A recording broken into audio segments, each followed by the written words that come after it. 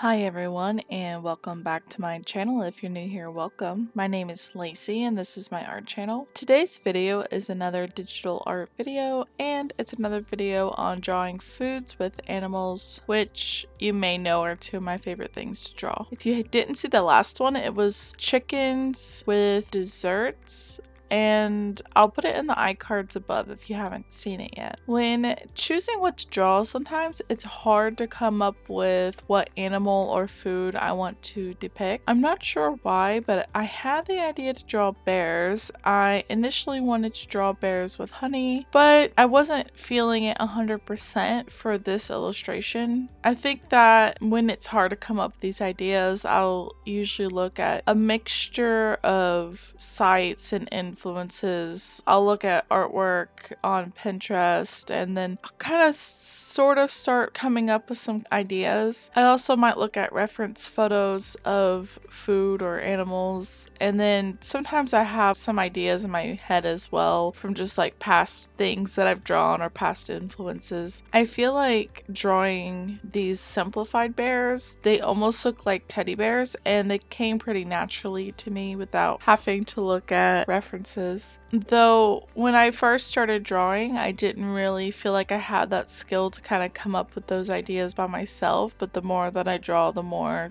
things come naturally. When I felt unsure about the honey, I started thinking about what foods do I like, and I really love bubble tea. So I ended up deciding to draw that in my illustration. As for the composition of the illustration, I already knew that I wanted to have multiple bubble teas, so I drew one and then I just copied it and pasted it several times so I could save time. I didn't know how many I would do at first, but 6 just felt like it fit well on the page. And then because there were 6 boba teas, it reminded me of the rainbow because I don't normally do 2 purples and a rainbow, so I felt like it would fit perfectly. And then I chose to do a pastel rainbow just because I prefer pastel colors over vibrant colors most of the time. After that, I started thinking about what flavors I want the boba teas to be, and it seemed like a fun idea to make each one a different fruit. I actually really love drawing fruit, so normally when I do the sketch, I allow myself to be really messy. I'm not really focusing on making it perfect, rather I'm just focusing on getting my ideas out and trying to make my proportions more accurate. I don't want to do too much detail because then if I realize the proportions are incorrect, then I have to go back and erase all the details that I already did. And then when I do my next layer, which I call my inking layer, I will refine the sketch. I kind of just skipped that part in this video to save time. As you can see from what I've explained about my process, I don't always have a very clear idea of everything I want to do before I start drawing. After I start drawing, certain ideas will stand out to me more, and then I'll just see if I can incorporate that into the drawing. I don't think you necessarily have to know everything about the illustration, you just have to have a good idea